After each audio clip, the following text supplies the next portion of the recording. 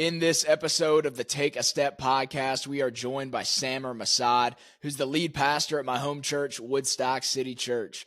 I just had such a good time being able to dive into certain topics that I get to hear about every Sunday morning and just hear him break them down into a relatable perspective, which he does such a good job at. But I know y'all will enjoy it. Let's jump straight into this episode with Samer. This is the Take a Step podcast, where we equip driven individuals to discover and start living according to their God-given purpose. Wherever you find yourself on your growth journey, let's take a step. Samer, what's going on? Excited to finally get you on the Take a Step podcast, and excited for the conversation we'll have. Yeah, man. I feel like the first time we talked about doing this was maybe April or March, maybe even May. I can't remember, but excited to finally make it happen. Happy to be here. Yeah, excited. Definitely having been a part of Woodstock City Church, where you're the head pastor for the past few years. I'm excited to open up about what I get to listen to every Sunday morning, and it's definitely a privilege to be a part of that congregation. And but to kick things off, I'd love to just have you kind of introduce yourself to the Take a Step audience, however you see fit. Yeah. So my name's Samer, and I get to serve as the lead pastor at Woodstock City Church. It's an Atlanta area campus of North Point Ministries. Me and my family, we live in Marietta. Me and my wife have been married for 9 years, got 4 girls. I'm a girl dad, and we're uninterested in trying to add any others. So we are done. They're 6, 4, 2, and 4 months old. So that keeps us busy. But yeah, I've been at Woodstock City for 10 years in January. And so I was the college pastor for the first 6.5, and been the lead pastor here for the past 3.5 years. And I went to the University of Georgia, where I studied Dogs. Go Dogs. Come on, baby. And then I went out to Dallas, Texas to study theology at Dallas Theological Seminary, and then moved back here to Marietta, which is where I grew up. And started working Woodstock City back in 2015 and been here ever since. So love it. Awesome. Yeah. Girl dad. I love it. Girl dad to the max, man. You'll love this. My wife and I are 3 weeks into our first baby girl. So 3 weeks. 3 weeks. Oh man, I had no idea. That's amazing. I know. It is. It's so surreal. I mean, everyone keeps asking, how's it going? And I feel like every 30 minutes, my answer is going to be a little bit different. That's awesome, man. But dude, it's great. I'll be coming for all the solicited dad advice I can get. What's her name? Emerson. We're calling her Emmy. Man, that's awesome. Congrats, dude. That's amazing. That's amazing. We're excited. It's definitely an adventure. And when y'all announced that y'all were going to be having your 4th girl, was right when we found out we were pregnant. And then, how old is your newborn? She is, she'll be 5 months here in just 10 days. Yeah. So I think we found out we were having a girl right after. I'm like, well, Samer's got the girl dad strategy pretty down. We'll be coming to him for some. There you go. Advice. I got you. It's the best, man. There's nothing like it. And so, pumped for you. That's awesome. Great. Well, I want to have a kind of a unique style to this podcast, just having been, listening to your messages for so long. There's been so much I've taken away from so many of the Sunday morning sermons, the different camps you've preached at, because I'm a inside out leader as well. So you've preached at a couple of the retreats we've had for Inside Out. So I always have so many notes I take away from it. So I thought it'd be fun to kind of dive into a couple of the insights that I've taken from I love it. You might remember messages better than I do. So fun. I'm sure. Well, let's just jump right into it. There was the one that I want to start off with. There was I've heard this so many times since you've kind of opened up about this idea, and it's the tagline, "Get Dusty." That's one that when you said it, I'm like, because I'm so obviously in line with the title, Take a Step. I love anything involving being action oriented, outside of just words. And there was I was talking with Stephen Castardi, who's the director of Men at Inside Out, and he was talking about the one of John Mark Comer's books, Practicing the Way, where that topic is unpacked as well. But I'd love to hear a little bit about your view on where you derived that from, and what its implications are. Yeah, man. So this This came out of a series I did maybe almost 2 years ago now called This Is the Way. And during COVID, I started watching The Mandalorian on Disney Mm. Plus. And in that, they have this saying, the Mandalorians do like, this is the way. Whenever they do something, this is the way. And that just struck me of, hey, this is the way that we do things. And I was immediately connecting the dots of, hey, Jesus has called us to follow in his way. And the whole get dusty idea stems from something. John Mark Comer has obviously been super influential in my life. But probably, man, 10 or 15 years ago, no exaggeration, I heard Rob Bell talk about this ancient Hebrew blessing. And any disciple of a rabbi might hear this blessing. The common blessing was, may you be covered in the dust of your rabbi. And so Jesus obviously is our Savior. He is the King. He is resurrected, whatever you Messiah. But he was known as a rabbi in the first century, and a rabbi was just a teacher. It was an elevated status. I mean, to be a rabbi was the most honorable position you could hold in first century, Jewish culture. And then to get to follow a rabbi as a student or a disciple, or as Dallas Willard has kind of made popular, apprentice. And the goal of an apprentice is to be just like your rabbi. Jesus wasn't unique in having disciples. Every rabbi had disciples. And so Rob Bell kind of taught us this blessing, may you be covered in the dust of your rabbi. And here was the idea. May you follow your rabbi so closely that by the end of the day, none of the roads were paved back then. That was reserved for the big cities and wealthy cities. So in first century Palestine, everything is, dirt and dusty roads. And so the idea is, may you follow your rabbi so closely that by the end of the day, you are covered in the dust that got kicked up from the end of their sandals. And so this idea is, and that's, when you were an apprentice of a rabbi, you did as they did. You wanted to literally be just a carbon copy of your rabbi. And so as I preached through this idea of, hey, before Jesus called us to believe anything, like before he told them that I am the way, he called all of his followers to say, hey, I want you to follow in my way. Like his Sermon on the Mount is basically a manifesto on life in his kingdom.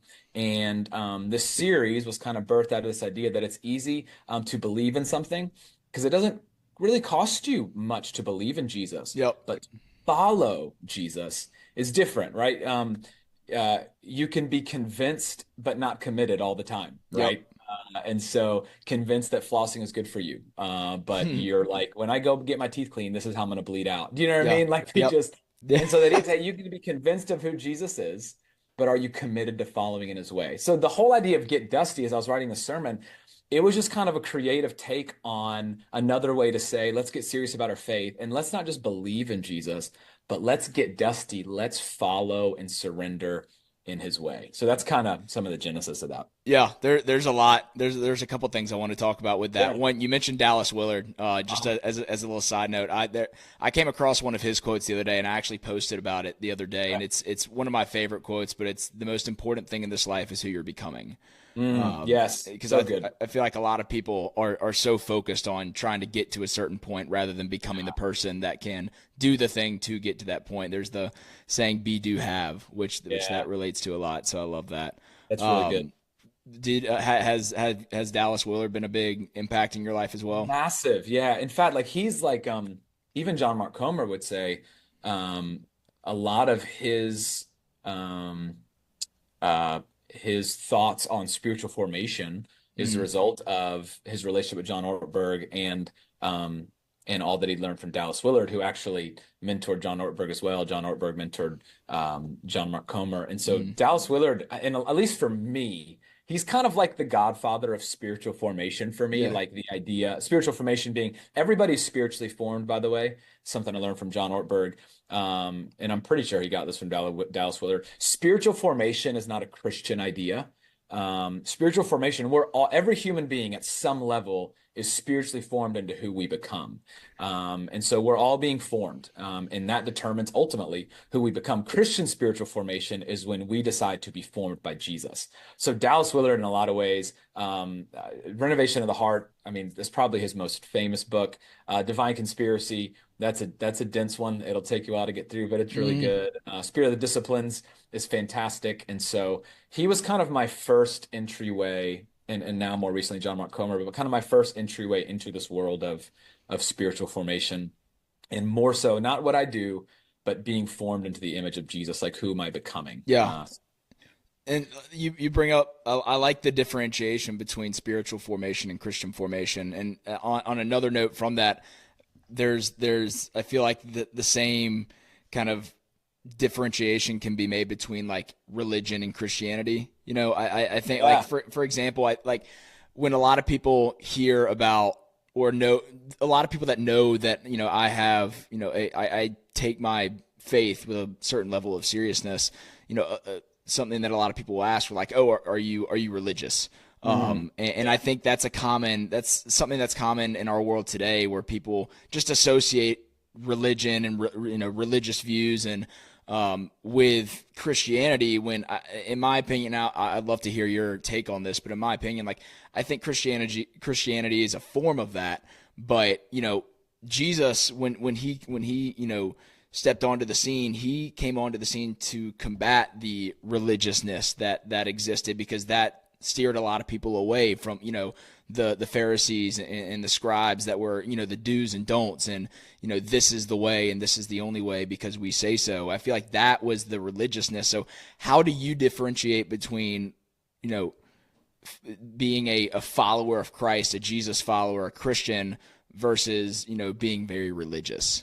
Yeah, that's really good. And there's a level of this where semantics are at play. Like, to your point, like, is Christianity a religion? Sure. Would I technically be considered a religious person? Yeah, I take my faith seriously. But and I talk about this a lot from stage. I actually think in the context, the first century Pharisees and the religious leaders, they used religion, their set of beliefs, as a system of exclusion. As in, hey, you're not good enough, or you don't follow the law like we do. There was no heart for other people. And so when you use religion as a system of exclusion, as a lot, which that idea right there is behind so many of the questions that the Pharisees asked Jesus and throughout the Gospels, right? Like, who is my neighbor, right? The idea is, who would qualify? Meaning, certainly there is someone that isn't. I mean, over and over and over again, even the way that they grumble at his conversations and dinners and meals with tax collectors and sinners. And so in that sense, for me, one of the things that's been really helpful, and especially with religion, and again, this connects back to the first century Pharisees: check boxes, do's, don'ts, do this, don't do that, follow the formula, and then you'll be good. For me, a helpful way to kind of make a distinction is religion versus relationship. That's not original with me. That who knows who came up with that? That's enough. But it's a really helpful, because with the relationship, relationships change you. Probably hear all the time, we're like the culmination of the 5 closest people to us. And so in my relationship with Jesus, the closer I get to him, the dustier I am, if you will. Yep. And the more I seek to align my life with his teachings, his way, and his values, then I'm going to start to look more like that. Relationship is going to change me. It's going to transform me. In fact, in a lot of ways, I think Jesus, actually, I've talked about this before. I think Jesus is the most anti-religious person that the first century ever saw. I love that. In the sense that, yeah, religious, but he was so anti-religion in the context of exclusion.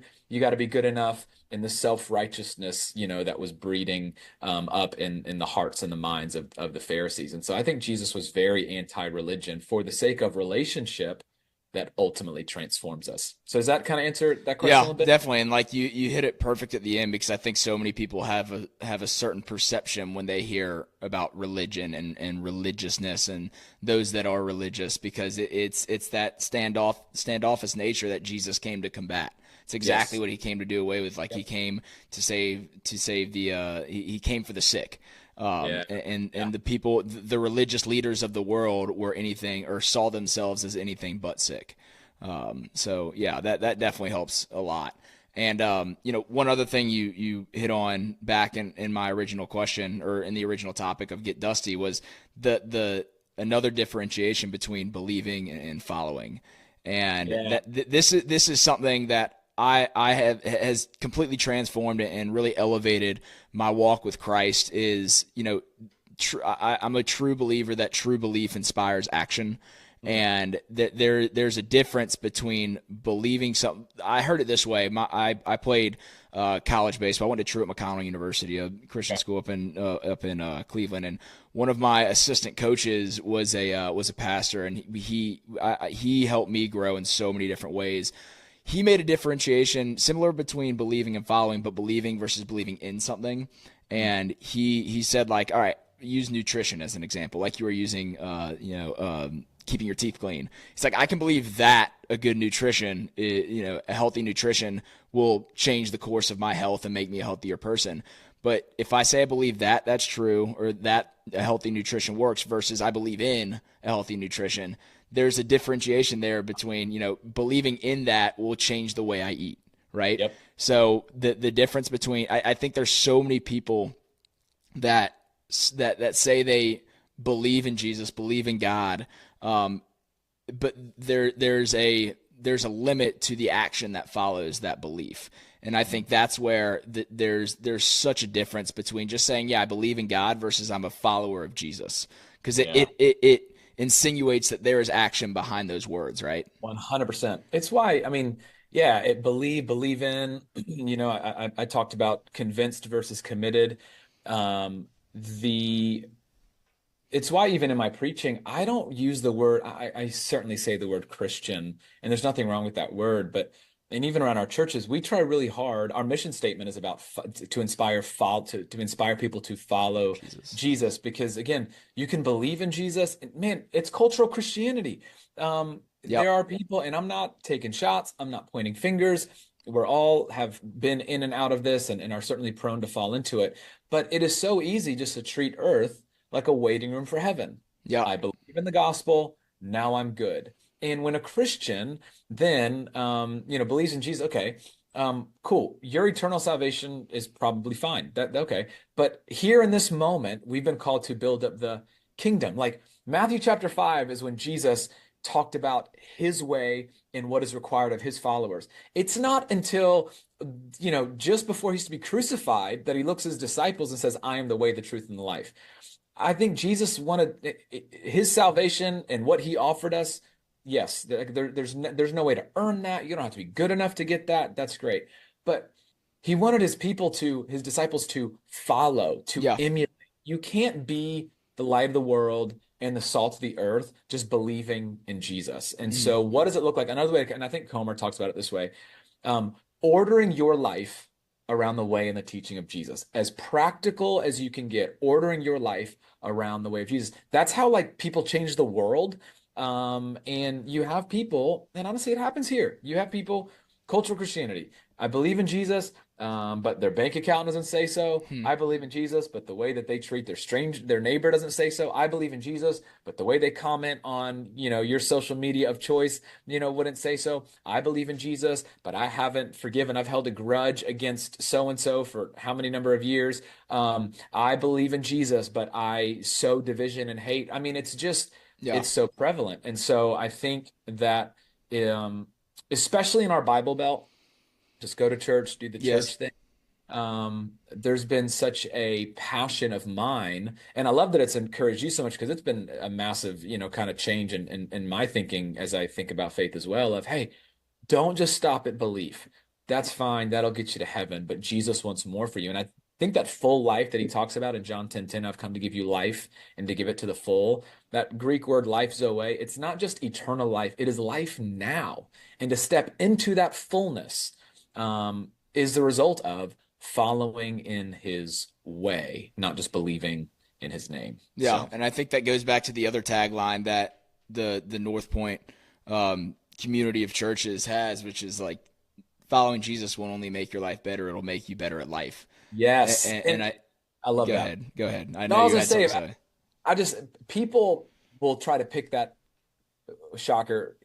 Of course. Church leaders criticize other church leaders. Yeah. People will pick that apart and be like, Jesus's life will make your life better and make you better at life, as if it's some kind of prosperity gospel. Yeah. Yeah. It's not Jesus will make your life perfect. It's not that Jesus will make your life the way that you want to make it. Quite literally, if you follow the teaching of Jesus, it will make your life better. It literally will, and it will make you better at life because your relationships will get healthier. You'll have a healthier relationship with your stuff and your Mhm. money. And someone like, okay, what if something bad happens? When you follow Jesus, your hope is anchored in something greater than what's right in front of you. So even in the middle of difficulty, when you follow Jesus, it will make your life better because hope is better than no hope. Mhm. Peace is better than no peace. And so it drives me crazy whenever people want to pull that out of Yeah. context and like this prosperity gospel. And it's just quite literally, I just preached about this in this series that I just did called Sleeping Giant. There's quite literally human flourishing when people follow Jesus. There's no way around it. Not because we're good, because his way is that good. So sorry, I didn't mean to jump on a soapbox there, No, but I get on the soapbox all the time because I've been very close with what I like to call critical Christians. That are very quick to pick apart and try to find prosperity gospel teaching, trying to put themselves in the gospel as much as possible, which there to be fair, there is a lot of that in especially the U.S. that we live sure. in today that Yeah, have tried to take the gospel and make it all about them rather than all about Jesus. So, and right. like you're saying, that's not what's going on there. But I think where I've heard people I know that I have talked about that tagline with is are you trying to follow Jesus only because he is going to make your life better? Then Mm, if so, then that's where it becomes false teaching, but that is not sure. the root of it. Right. I think the difference is, are you trying to follow him because it makes your life better, or are you trying to follow him because of the sacrifice that he gave, and the necessity of that we need to approach a relationship with him with, if that makes Sure. sense. Yeah, for sure. And it's interesting too. And we've had stories here at our church. There are some people, it's kind of a different, and I don't disagree with you, but kind of another side of that coin. There are some people that aren't sure what they believe about Jesus yet, aren't ready to say they have a sin problem or whatever. We've had stories of people in our church that have actually just tried to apply some of the principles of Jesus to their life before they fully believed and surrendered their life to him as Savior. Hmm. And they've realized, well, my marriage just got healthier when I choose to love them the way that you know what I mean? And so Yep.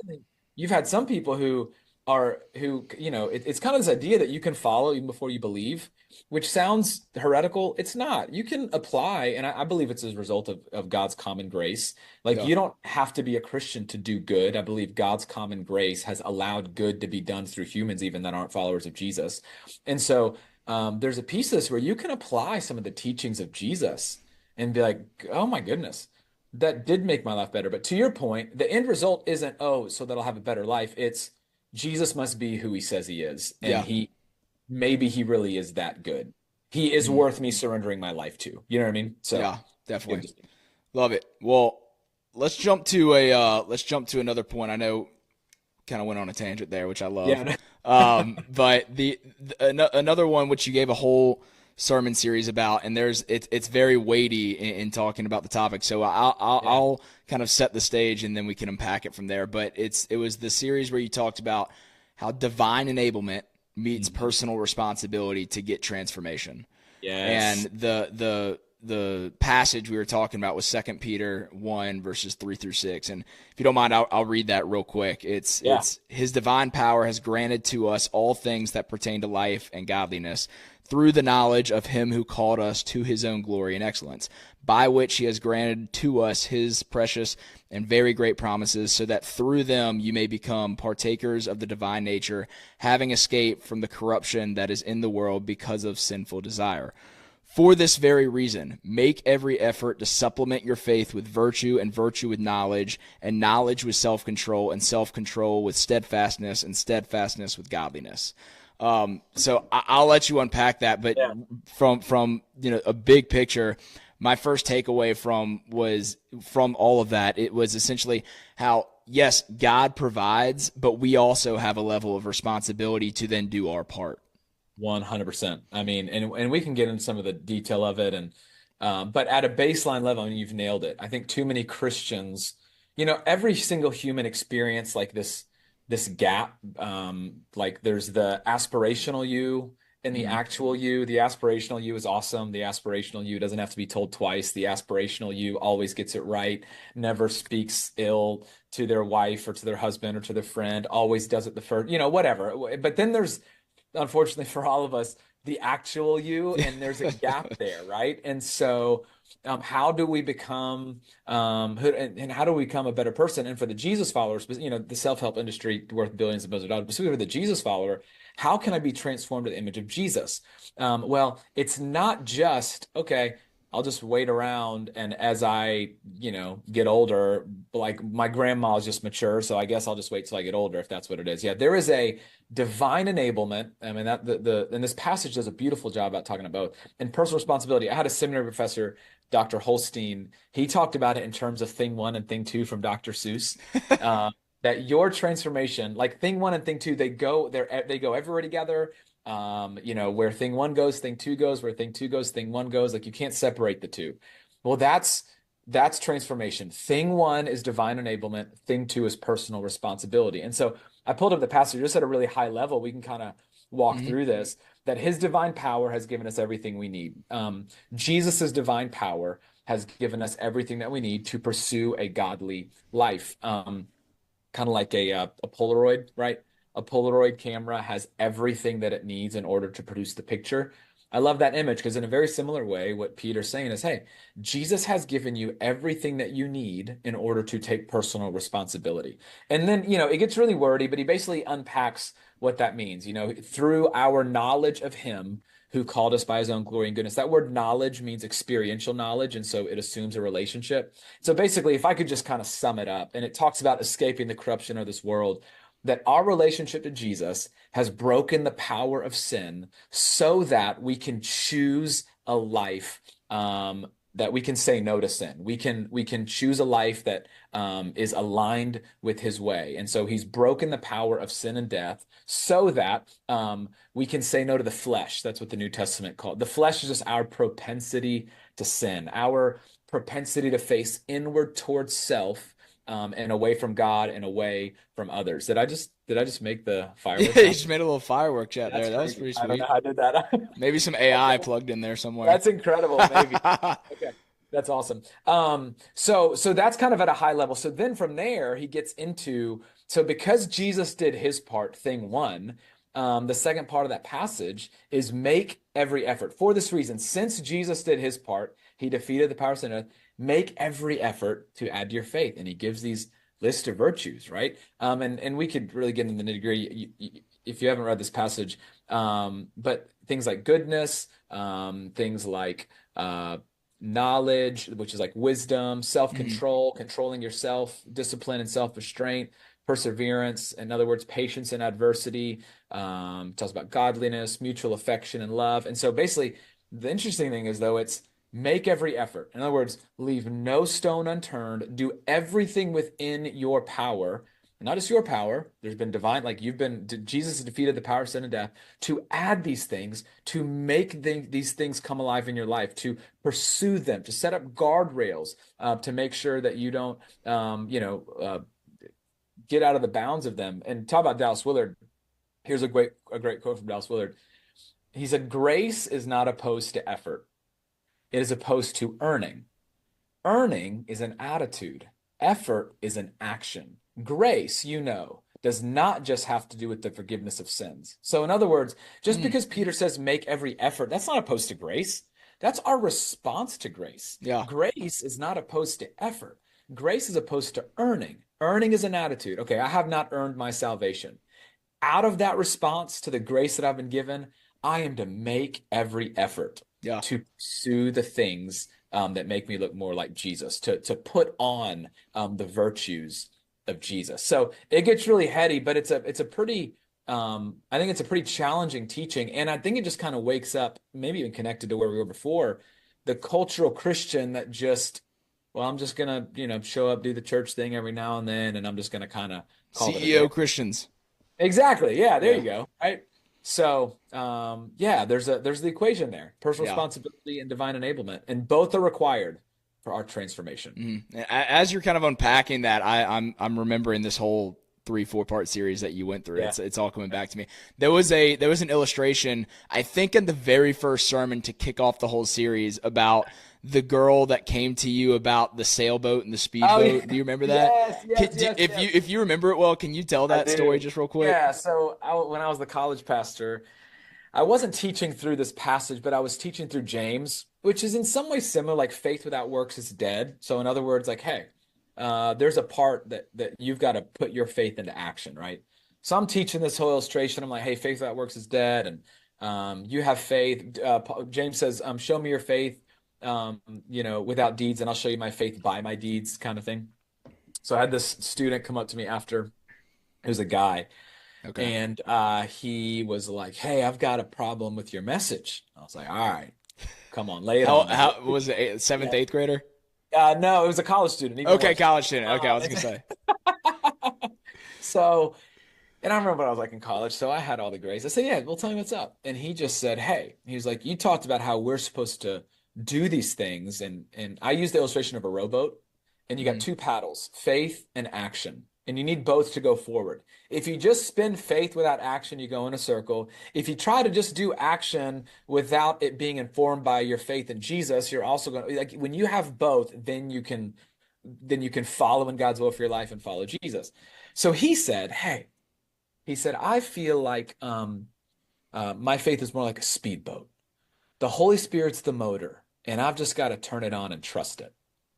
And I just, I sat there and I talked to him for a while, and I just thought that's just such bad theology. That's not how the Holy Spirit works. It transforms you. You're a new creation, but there's personal responsibility. And when I preached a sermon to our, that you're talking about recently, I didn't have this picture in my head, and I wish I did. I was kind of talking about the paddle boat. But the best image that I've heard since then is, no, your faith is not like a speedboat. It's a sailboat. It's a sailboat. The power is in the wind, but you've got to let down and steer with the sails. Mhm. However you steer. I don't sail, but that's the idea. You've got to let down the sails, but the power's in the wind. And Mhm. that, I think, is just a beautiful picture of, yeah, there's divine enablement. But if you don't drop the sail, you're not going anywhere. You've got to open up the sail, and I know sailing is super complicated and how you move different sails and this, that, and the other. And so, yeah, that story's a good. And I wish I could go back and tell them the sailboat example. Like, no, it's not a motorboat. Yeah. But there's work to be done. Yeah, I love it. There was at one of the Inside Outs recently, Adeline, the singer, Yeah. she was wearing a jacket, and I was trying to read what it said the whole time, and I finally read what it meant. It brought me back to the sermon, and the jacket said, "Water the flowers, pray for a garden." So That's like good. the there's thing one and thing two, right? Of Yeah. Yeah. it's I can pray for a garden and pray for God to provide, Sure.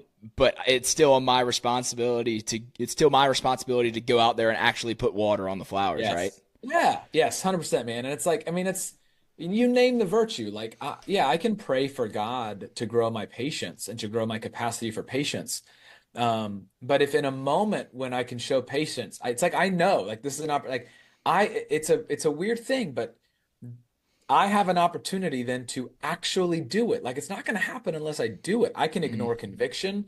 One of the ways I like to talk about conviction, when you touch something hot and you move your hand off it really, really quickly, you Hmm. don't have to think about it. Like, your body's like, this is not good for you. I need to move this. Conviction operates the same way. The difference with conviction is, we're tempted to just leave our hand there. But conviction, hey, this is not good. Or, hey, you know what to do here. You know what to say here. We've been here before. This is a chance to show patience. But I get to decide whether, and every time I do it, John Ortberg talks about the difference between trying and training. And it's a small distinction, but the idea of making every effort is I'm just training myself to look more like Jesus. I'm not like trying in my own strength, but every opportunity, every day, I get an opportunity to try to train to look a little bit more like Jesus. And the thing with training, have you ever trained for a marathon? It's little by little, but eventually you can do what you were not able to do Hmm. before. Yeah. And there's, and it's not just your effort. The more time you spend with Jesus, the more time you spend in prayer, the more time you read the scriptures. There's different spiritual disciplines that put us kind of in the path of God's grace and put us in the path of that right training in order to fully lean into the divine enablement that we've been given to say no to the sin that just wants to ruin every good thing in your life. So Yeah. I love that. And you mentioned earlier, you mentioned you talked about the self-help industry a little bit, and how why it's such No a shade, lucrative no industry. shade at all, but I get it. No, because like, why do you think I started this podcast? Like I'm a self-help personal development junkie. Like I listen to the podcast, read all Love the it. books. Yeah. And it's funny since we moved to Woodstock and started going to Woodstock City, sometimes I look over at Jaden, my wife, and I'll be like, God, I feel like I hear a little bit of the self-help industry and I love it because I like, do you have any sort of an interest at all in, because I feel like I hear some of the the personal development as far as just like inspiring people to take action component to a Yeah. lot of your preaching, which I It's love. yeah, I don't know that I don't know. I don't think I've ever read any self-help books. I'm sure I don't know. Like I mean, I love The Power of Habit by James Clear. And Yep. that could be I mean anything I think and you correct me, you know more than I do. I'm a big fan of leadership Yep. and it doesn't have to be Christian to be helpful. So I love Adam Grant, organizational Yep. psychologist, and so not necessarily that he's self-help, but so anything that I would say like there are so many things that I am reading and wanting to engage in that are not Christian, but they further my development. Like it's Yeah. like this is brilliant, this is awesome. And so for me, like the way that I kind of see anything that is true, I ultimately believe it's God's truth. Like it doesn't have to Yeah. be in the Bible for it to be true, helpful, or profitable. And so I love taking stuff from Adam Grant or James Clear or Brene Brown or whoever Yep. you want to say, that maybe isn't writing from a Christian perspective, but my goodness, like you take that teaching and then I basically one of the things I love to do, I love taking whether it be science, whether it be, any kind of self-help, anything or psychology or whatever. And when I can show people how that can connect to the faith, I Hmm. love doing that kind of thing because I don't Yeah. think any of that stuff is opposed to faith. I don't think science is opposed to faith. I actually think they help inform each other in a lot of ways. And so if you hear that, it's super intentional. Part of it is I'd love to, engage with the with all sorts of authors and thinkers and Yeah. they don't have to be Christian to be helpful or profitable, but I do think there's a cool overlap. When I can take a Christian principle and teach it from, you know, the perspective that's not a Christian and then bring the Yep. two together, that's a really, I don't know, really cool thing. Yeah, So, and that was one of the inspirations to why I started Take a Step, was trying to bridge the gap between, personal growth and having ambitious goals, but yeah, also clinging to, living a Christian lifestyle and having a biblical worldview. And I think it's all determined on what your view of success is. sure. And like, so the company, are you familiar with Tommy Newberry? I'm not. So he runs the 1% Club, which is an organization that I work for. It's a life and business coaching practice that works with Christian entrepreneurs to help really pursue their full potential. And our definition of success, which I love, is the intentional, relentless, and faithful pursuit of one's full potential. Mm, So it kind the distinguishment in that definition is success isn't a destination; it's an action. it's good. It's instead of putting this picture on where I'm trying to get to, getting to this certain point, delaying the feelings of success. Once you get there, you're underwhelmed because you feel like there's still so much more. Instead of having that view of trying to just get to somewhere, it's how can we put it as how can I experience success on a daily basis based on the controllables and the actions that I'm actually taking. It's good. Yeah. So another move as we wrap up that kind of that sermon Yeah. series of divine enablement and personal responsibility. The next one was one that it hit me a lot just because of the environment we were in. It was Yeah. Daytona, Okay. Inside Out, 2023. So last summer, Yeah. Okay. so 2 summers ago, and Yep. it was you preached the Wednesday night, which was when we unpacked the gospel for the first time. And I mean, I'll give you kudos on that one. That was so incredible. We had a couple of kids in my small group get saved that night, and it was so amazing. And the topic was live in the light. And Yes. I still have I was told myself I was going to put that wristband on for this podcast because I still have the wristband sitting on my bedside table. Awesome. Yeah. But it was the concept was live in the light, and my takeaway from it was, that which is kept in the dark continues to grow darker, but that which is brought to light provides a path to growth. Yes. I remember the freezer example you gave where you had the freeze in the garage and it was unplugged and everything in there went crazy. But unpack that sermon a little bit and just the topic of Yeah. living in the light. Yeah, man, it's funny. I won't tell a story, but basically, I left a freezer unplugged in our garage for 2 or 3 months. Went to sell it, opened it up, and mold, black mold. It looked like Stranger Things 3 had grown in my freezer, right? And so this idea that hey, unhealthy things grow in the dark. And I mean that like with us personally. And by the dark, I mean like there are for all of us, and not even just a Christian, but for anybody, there are struggles, there are secrets, there's bitterness, there are things that we wrestle with, jealousy, pride, that nobody knows about. And so proverbially, it's us hiding in the dark. And for me, like especially, and you see this with not just Christian leaders. I obviously, unfortunately, see this way too much with Christian leaders, but but you see like moral failure that Hmm. happens as a result of people who had these secrets that eventually found their way to the surface. And instead of dealing with it before it was huge, we just kept it in the dark. And now you've lost your platform, you've lost your influence, you've lost your family, you've lost all the things that you ultimately wanted to hold on to and keep and build your life around. And so this idea of living in the light is if hiding in the dark is concealing whatever it is that you don't want anybody to know. You might be ashamed of it. It might be just some secret sin or vice. And we hide it. It's interesting. We know it's not good.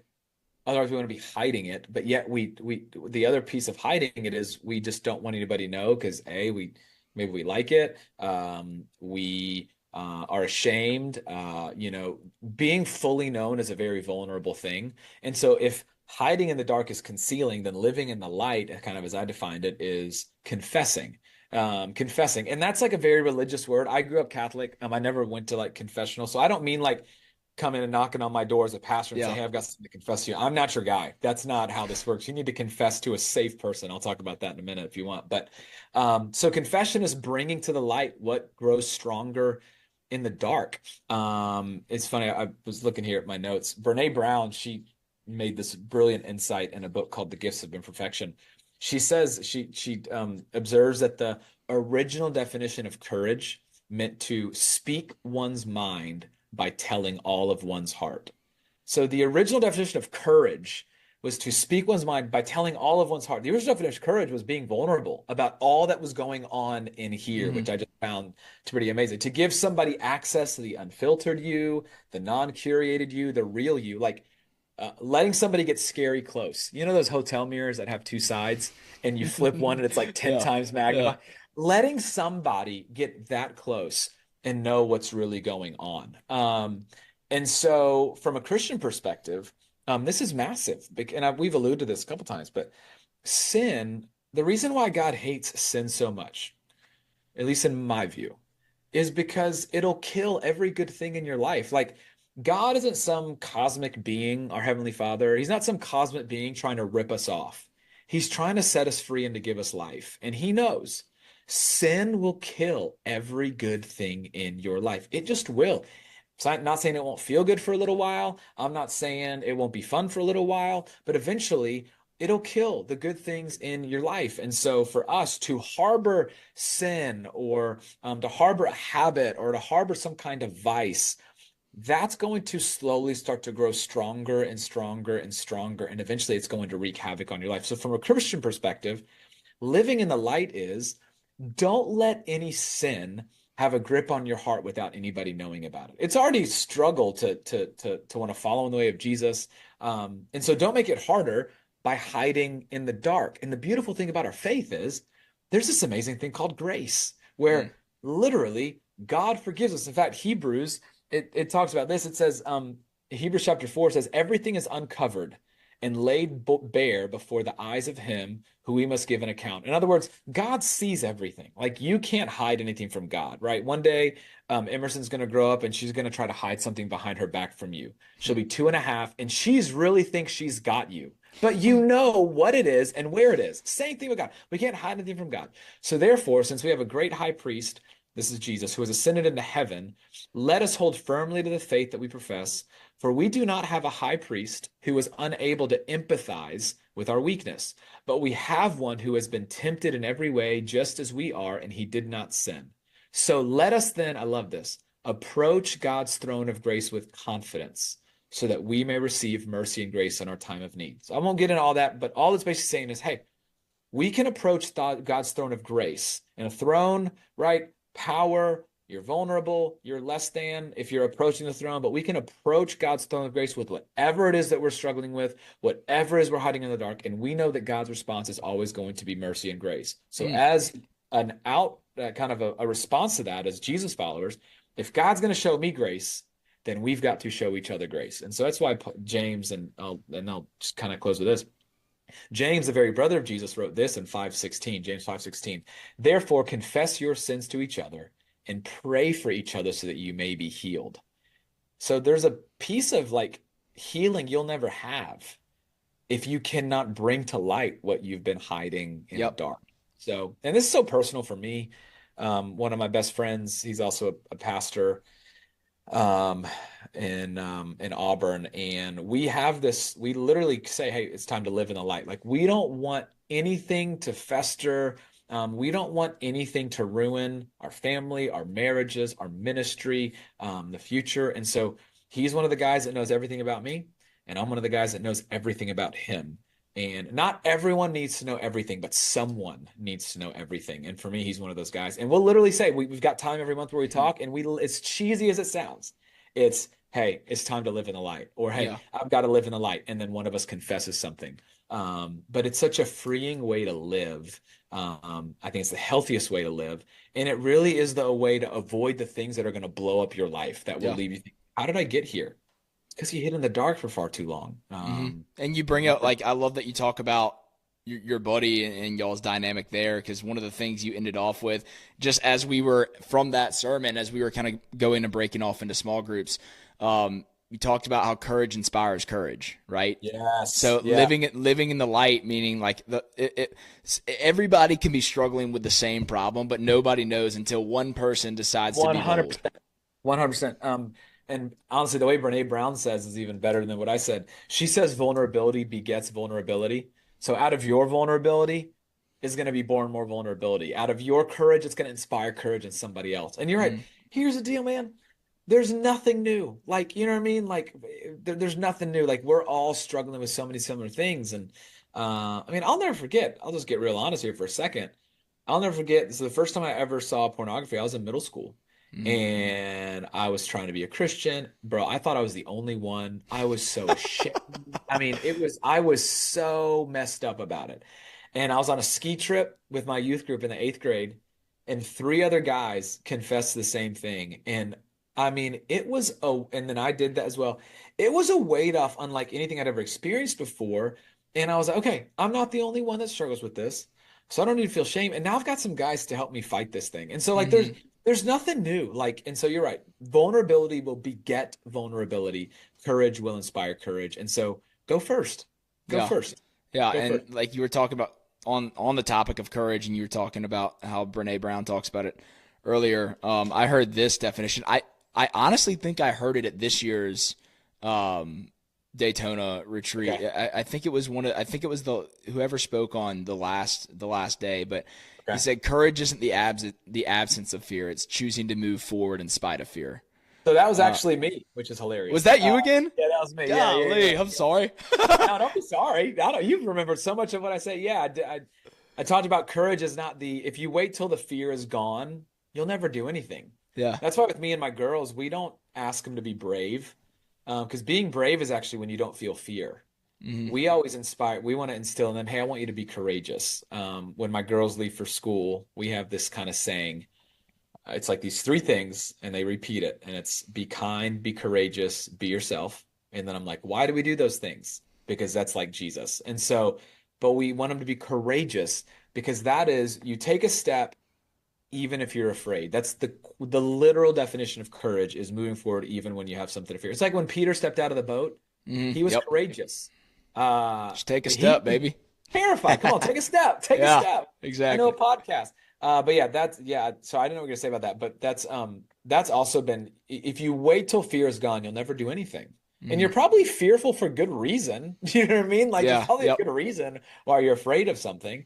And so what is it that might compel you to courage anyway? And that could be a number of things for a lot of different people. For a person of faith, um, uh, where Jesus might be leading you and his promise to be with you and his Holy Spirit inside of you can very well compel you to take that step, Yeah. no facing. Yeah, and back up to what we were saying a second ago, also the people around us, Yes. the people we choose. And you talked about, us being an average of the 5 people we spend the most time with. I always quote Andy Stanley and show me your friends, I'll show you your future. Yeah. That's one of Yeah. my favorite So quotes of all good. time. But So yeah, I true. think that there's because like so many people don't view their relationships as assets that can move them into the direction of the person they want to become. Yeah. Yeah. And I think once we had that view of like, who do I want to like, first clarifying who I want to become, like we were talking about Dallas Willard's quote earlier, based on that image or who that person is, who embodies those same character traits, and how can I put myself around those people? Because that will inspire me to be courageous in that same way that will get me to that result. 100%. And we so underestimate the power of our friends. And I don't know, I find it funny. We talk to our kids about friends all the time, and parents want us to talk about, to our students about friends, but it's like adults kind of forget that they're not immune to it. Like who your friends are as adult matters too. Yep. And it's funny, people think I don't know. Actually, no one's ever told me that I'm crazy for this. I don't think I'm crazy. We pray for our girls, and most nights bedtime isn't terribly crazy, and we get to some kind of prayer, just to be real there. But the one of the things I'm consistently praying for my kids is for their future friends. In fact, I pray more about their future friends than I do their future salvation. Not because I'm worried, like not because Yeah. it's more important. I'm not. Maybe I should be more concerned about salvation. I'm pretty sure they already believe in Jesus. We're gonna get there. Yeah. I'm just outside of God.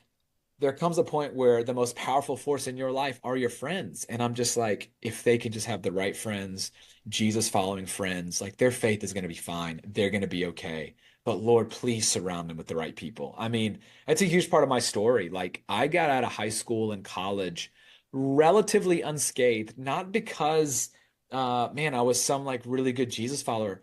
I just had the right friends. And you put me in with some different friends in high school, my story is very, very different than what it is today. And I Mm. still probably would have believed in Jesus either way. And so, our friends are such a powerful force. And so it's one of the things that I pray for my kids all the time. Please, Lord, let them have some awesome, awesome friends. Yeah, I mean, because I resonate with that a ton as well. Because I look back on, growing up, elementary, middle, and high school, and the people I surrounded myself with, and what the decisions that led me to, and then once I got to college, I went to a like I said, Truett McConnell, smaller Christian school to play baseball, and all of my other friends went off to the SEC, ACC schools, went the Greek life route, which nothing wrong with, but I was forced into a different view of relationships based on the people I was around, the mission we were on together,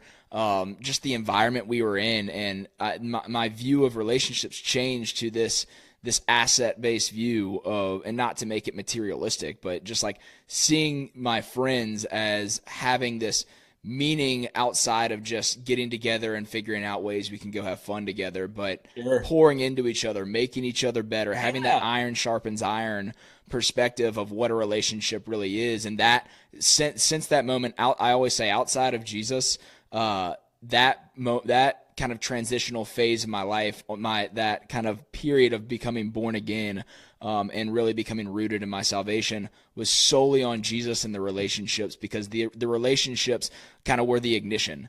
Yeah. Good. And then Jesus was the ultimately captured my heart. You know what I'm saying? Yeah, that's good. Yep. That's so powerful. Yeah. And I think you mentioned this earlier. The last point I wanted to hit on that you talked about in a sermon was I think it was the same buddy that's the preacher in Auburn. Yep. You mentioned there was this phase in your life at some point where both of y'all were kind of on the same track record, and y'all are both kind of moving. The evolution is looking like both of you guys will be lead pastors at a church at some point in your life, and you find out that he gets a lead pastor role one day. Yeah. Yeah. Tell me a little bit about your reaction. Well, he went to plant a church in Auburn, so he Okay. was kind of the lead pastor from the get-go. But it's a little fledgling church and getting things going. And then as it started to grow and kind of become this incredible thing that it is today. This is not recent. This is probably 4 or 5 years ago. But as it became a more of a potential of a movement, I started to feel like a little left behind. I was like, hey, when's my turn? Yeah. When's my chance? And it's a really ugly thing. And really the result it's a result of comparison and envy. Mm. Proverbs talks about envy rots the bones, and it just does. The comparison is a very interesting thing. I did a whole series, some sermon on comparison this summer, but we're so good at like we'll compare ourselves to other people that are superior than us, Yep. or that have what we want or are where we want to be. And then to make ourselves better, sometimes we'll compare ourselves downwardly. Psychologists kind of talk about upward comparison and downward Yeah. comparison. Downward comparison is when we compare to somebody that we feel like we're better than in order to make ourselves feel better because of upward comparison. But we do it all the time. And so yeah, I started to compare myself to one of my best friends, and I found myself growing bitter. I found myself not wanting to celebrate the cool things that he was experiencing in his new church. And so finally I got to a point, and it was all envy. It was I Yep. want what he has. And there's so many things, the biggest thing, not the biggest thing, there's a lot of things that envy will do to you. You'll grow bitter. You'll become more of a little bit of a toxic person. It'll suffocate relationships. But even more than that, envy and trust in God, I think are incompatible. You can't be envious and trust God at the same time fully. Yeah. Because envy is saying, I want what they have, I want where they are. And at the root of that is, well, do you trust that God has you where you are? Hmm. Do you trust that God has brought you where he's brought you and he wants you exactly where he wants you? So there comes a point where envy and trust in God are incompatible.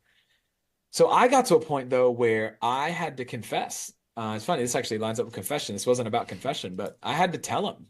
And I confessed. I said, "Hey, I've got to tell you something." And I just told him. I told him the whole thing. I've been comparing. I've grown envious. So if I've been distant for the past 6 months, here's why. Like I wondered when it was my turn. I've been frustrated with you and angry with God and this, that, and the other. And he was so gracious. I apologize, asked for forgiveness. I mean, for him, he thought it was hilarious that I compared myself to him, because he was like, dude, I compare myself to you all the time. I feel like you're doing it the right way. And so we just kind of had this moment where it was like, hey, let's not do this anymore. Our friendship is too valuable, and we love each other too much. And so none of this. Let's cut it out. And so that's one of the most prominent moments I remember where envy just got a hold of my heart, and it was leading to some very, very toxic thinking. And so. Yeah, and for some of us, like we all experienced this, but it got to a point where I just had to go confess it and ask for his forgiveness and move on. And he was super gracious with it. But yeah, so Yeah, I mean the whole notion of comparison being the thief of joy, right? yeah, That's it's 100%. it's so true. And like It's so you it's talk about the upward comparison and downward comparison, comparing to people above us. Like for example, if I'm trying to run a marathon and I see someone that's running a 3 hour marathon and it's my first one, I'm just trying to finish, and I finish right. at 4 or 5 hours, and then I look, I'm like, God, it was terrible. I'm like, no, you just set out and ran 26 miles. That's a big deal. Like congratulations, and just 100%. because you aren't qualifying for Boston or anything doesn't mean Right, right, it's right. not a huge accomplishment. And at the same thing, downward comparison, it's going to steal your joy as well, because you're trying to make yourself seem better. Therefore, you're not going to give the same level of intentionality to get to where you want to go. So it's going to steal your joy down the road. So I think it applies to both upward and downward comparison, right? 100%. 100%. We're always trying to keep up with somebody, right? I mean, it's just so who you're trying to keep up with, and it's just run your race. Like Yep. there is run your race, and two things that I kind of uh, talk about when it comes to comparison. Like run your race. Like where is it that God has you? Um, and then express gratitude. Like it's so funny. I'm over here. If I go back to that illustration or that story with my buddy, Hmm. I'm looking at his race and I'm getting envious because I want his race to be my race. I'm ready to be a lead pastor. I'm ready to do this, yada, yada, yada. And I'm overlooking the fact that I'm leading this college ministry. This, if I'm just being honest, it was a booming college ministry. In 5 years, it went from 60 students when we started it to over 1,000. It is Shout out to this TLR. shout out TLR, what up? Yeah. It, to this day, and I love my job. To this day, it is the most fun I've ever had in ministry. I will look back at those days with such fondness and gratitude. There's some days when I'm like, man, leading a church is too hard. Take me back to TLR. Let me go back to the living Yeah. room and let me just live it was awesome. And it's so ironic. Again, hindsight's 2020, but I'm in this moment envious of my friend, and I'm overlooking this thing that one day I would love to go back to. And so another thing to combat comparison and envy is, hey, express gratitude, like choose to be grateful. One of the things that I try to do in the morning, I used to be a really good journaler. And once we started having kids, it just got harder to have not journaled regularly in quite some time. But kind of what I've tried to do instead is I try to answer these three questions. And it's how are you doing? And it's like quick one, 2 word answers. And I use the feelings wheel. If you've never looked at a feelings wheel, it's so great. Just Google feelings wheel and it will help you identify like proper emotions, not just I'm feeling tired. Like Yeah. it gets real specific. So I try to answer, okay, how am I feeling today? How am I doing really? Question number two, and I just write down, the feelings wheel starts with like central emotions, then it goes out to a second set of emotions, and then it takes you kind of the third most specific emotion. So I try to write those down. Question number two, is there anything I'm afraid or anxious about? Just say, hey, is there anything? It could be specific, it could be big, something with my kids, something with money, it could be something at work. And I just want to write down anything that I'm anxious about or I'm afraid of, or fearful, whatever. And then the third question is, hey, write down what are 3 things that you're grateful for? And I just write down 3 things that I'm grateful for. And I found that those 3 questions, I try to do those before I pray or read my Bible. I'm a guy that likes to do that stuff in the morning. I love coming to prayer and coming to the scripture, having kind of been honest about where I'm at. Where's my Mm, head at? Where's my heart at? And then let me just remember 3 good things that my Heavenly Father has blessed me with, no matter what I'm feeling and no matter what I'm anxious or afraid of. And so I really wanted to get to that third question. Those 3 questions are great, but that third one, I want to make it a rhythm. What am I grateful for? I mean, there's talk about just outside of religion. There is so much studies done in just mental health on how that in this, psychology and whatever you want to call it, the how much it helps your mental health to choose gratitude, just straight up. Like you might not believe in Jesus at all, but if you choose to be, if you write out things that you're grateful for, it dramatically impacts your mental health. We do it with our kids. In teaching them what gratitude means, the question is, hey, what's something that made you happy today? And so they're yep. slowly learning what gratitude means, but we try to do that every night. So that's a huge one to combat envy and comparison that will rot the bones. And Yep. So our Tommy Newberry, our head coach at my company, he authored the 4-8 principle, which is a New okay. York Times bestseller. It's all on Philippians 4:8, which Oh is yeah. paraphrasing, finally, brothers, whatever is good, noble, Yep. just, true, any moral excellence or praise, dwell on those things, or dwell on these things. And the premise of the book is the guide to a joy-filled life by using Philippians 4:8 as a filter to control your thought life, because your thoughts shape your actions. Good. If you want to experience joy, then think about joy, right? Like whatever situation you're going through, what is the good? What is the commendable? What is praiseworthy out of that situation, to give yourself, to allow your heart to experience being grateful in whatever circumstance you're going through. That's really good. I love Mm, that. I love yeah, that. You're right. Your thought life. I mean, it's why Paul talks about be transformed. Do not be conformed in Romans 12, but be transformed. transformed. Yeah, How? By the renewing of your mind. mind. Yep. That's really good. I'll check that book out. That's Yeah, awesome. definitely. Cool. Well, as we kind of wrap up, there's one question I love to ask, just because, the premise of Take a Step is inspiring people to discover and start living according to their God-given purpose. And I think Yeah. so many people fall into this, life system of feeling like they're doing what they're supposed to do. They fall into this structure because this is what seems normal, and quote unquote normal. And I think, there's so many people, you look at, some of the biggest success stories of all time, and, the trying to live uncommon lives is what made them extraordinary. Right. Good. So because they chose to chase their passion. So, like in your opinion, why is it so hard for people to pursue a life that's in line with their purpose and with their true passions? Man, there's a lot of reasons, I'm sure. Mm, We could probably sit here and talk about a bunch of them. I think the very first thing that came to my mind is I think people tend to underestimate how they've been gifted uniquely. And we tend to think, okay, uh, well, someone else can do that, or someone else can handle that, or well, look, I mean, kind of even in comparison, I'm not gifted the way they're gifted. I don't have the platform I don't have I'm not talented the way they're talented. I don't have the resources that they have.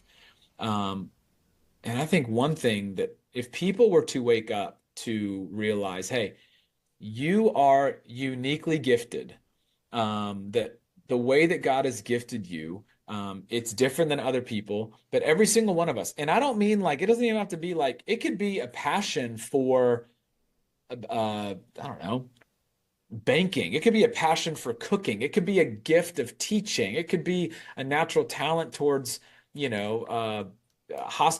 working in hospitality. I don't know, whatever you want to call it, but every single one of us have things that we are gifted in, that we have a natural bent toward.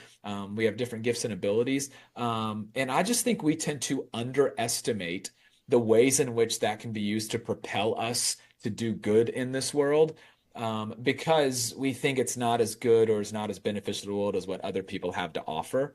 But every single one of us has something to offer that somebody else doesn't, in whatever context that we're in, whatever state we're in, city, company, business, church, or family, or ministry, or whatever that you're in. We have something unique to offer. So I think one of the things that tends to slow us down is um, we tend to look, to our left and our right and behind us, rather than running forward with the way that we've been uniquely wired and gifted. Like, you see this all the time. You probably see it on Instagram, like track runners that look backwards. Most of them end up falling because they've lost focus on what's right in front of them. And so yeah, I think one of the things people are quick to do is underestimate their potential and underestimate, especially if you come from a Christian perspective, the ways in which God has uniquely gifted them to unleash good in the world and their unique context. And their contribution to the world or to humanity or to the kingdom, if you're a follower of Jesus, we don't need to play the comparison game of like who contributes what and how much is their contribution. There's a contribution that you're called to make. And I think as we lean into who we are, being comfortable with who we are, confident in who we are, and lean into our giftings and not just kind of brush it aside. I think there's a lot of good that can be done. And then the last thing I'll say too, um, is I think for a lot of us, we see opportunity, but we just think somebody else will take care of it. Mm. And so if you see something that breaks your heart, if you see a problem that you just does not sit right with you, if there's something that you're like, don't wait for somebody else to do it, do something about it. Be a part of the solution. And so anyways, I think it's easy to overlook ourselves and then just think that somebody else is going to do the thing that maybe you should do. So I Yeah. know it's very broad and vague, but hopefully that can maybe be universally applicable to whoever's listening. Definitely. I think what you said, the first thing you said about, I think about how the concept that we've been designed on purpose for a purpose, right? Yes. Like every single person was gifted with unique gifts that's specific to them and Yep. no one else. So someone else's gifts or someone else's passions or what someone else thinks is normal is going to be completely different. So why would we try to align my unique gifts with someone else's unique gifts? At some point they're going to collide. 100%. And Yeah, keep going. no, so there's like it just relates. There, my favorite quote of all time. I heard it from Chris Williamson on the Modern Wisdom podcast, but he said, "Following the herd makes us feel safe, but something stands out because of contrast. Become extraordinary by being different." Wow, that's good. Yeah. That's awesome. That's powerful. Mm-hmm. That immediately made me think of something a mentor of mine said. Average is normal, greatness is rare, do hard things. He texted me that right before I went to seminary. Mm. A similar idea. It's like, hey, okay, yeah, you can go with the herd. But like my brother, he's a cardiologist. I'm a pastor. I am convinced that and he's a Jesus follower, he's got a contribution to the kingdom that's the same as mine. They just look different. He doesn't Yeah. have a platform of, hundreds and thousands of people like I do, but it's different. It's Yeah. still a contribution to the kingdom, and it's still just as important. My wife, she currently stays at home. Her contribution to the kingdom is massive. It just looks different than mine, than yours, than my brother's. And so I think all of us being confident that um, that God hasn't forgotten about you, or okay, I guess he just didn't gift me or put me in a position. No, all of us are. It's just a matter of being aware of it, opening your eyes to it, and being confident that you have a part in the story. And believing that there is good work to be done through you. There Mm. is. And so what would it look like for us to ask what might that good work be? What is right in front of me? For some of us, we haven't even asked, like, what am I good at? Like, just what am I passionate about? What are some things that might like it not worrying about someone like to you for the whole herd thing. Someone's gonna think this is silly or laughing. I bet you wondered people are gonna think I'm crazy for starting a podcast. You know what I mean? Like there's always that, 100%, right? You know what I mean? 100%. Yeah, my first, like, it started with an Instagram page, and Yeah. it took me probably 3 or 4 months just to like create the account and make a first Yeah. post. Dude, I get it, man. I Yeah, get it so much. I've got a dream. Like there's a few books that I hope to write one I day. was gonna ask about that when you talked about journaling. Right, yeah, yeah. So Yeah. I love to write. Obviously, I write sermons all the time, and so I love to write, and I'd love to write some books. But I'll tell you right now, like the biggest thing stopping me, other than the fact that I have 4 kids, is I'm like, well, I don't know. Like, would people think it's good? In fact, I've almost started like a writing like a monthly newsletter just to write Mm. about stuff that I'm thinking about. And that same thing. Here I am, and I'm 35 or 36, I can't remember. I lead a church. I'm married. I love my kids. I'm probably as secure as I've ever been, but there's still insecurity. It's like, I don't know. What if someone thinks what I write is stupid? I mean, it's just Yeah, putting yourself out there is vulnerable. But man, there's so much potential opportunity. I mean, there's so much good that you've done because you decided to say, I'm going to do this podcast. And yeah. so it's a real thing. Anyone in the struggle, I get it. Mm. But courage, even when you're afraid, take a step. Love it. Yes, sir. Yes, sir. Well, Samer, this has been awesome. I knew, from the moment we were starting to get this lined up that I knew it was going to be a great episode and a great conversation. So I hope you've gotten as much out of this as I have, Yeah. and thank you for taking the time to join. Absolutely, man. Thanks for having me, Josh. Appreciate you. And yeah, I look forward to chatting next time. Definitely. Let's get some golf in here too. So, by the way, Come on, let's yeah, go. you talk enough about that in sermons that eventually it's going to happen. We'll I'm get just it lined up willing it into eventually. existence. I'm Yeah. just willing it into existence. Exactly. Well, guys, thanks for tuning in to another episode of the Take a Step podcast. If you enjoyed it, please leave a rating and a review on whichever platform you're listening on. If you're watching on YouTube, like, comment, and subscribe, and we will catch you in the next episode. Peace.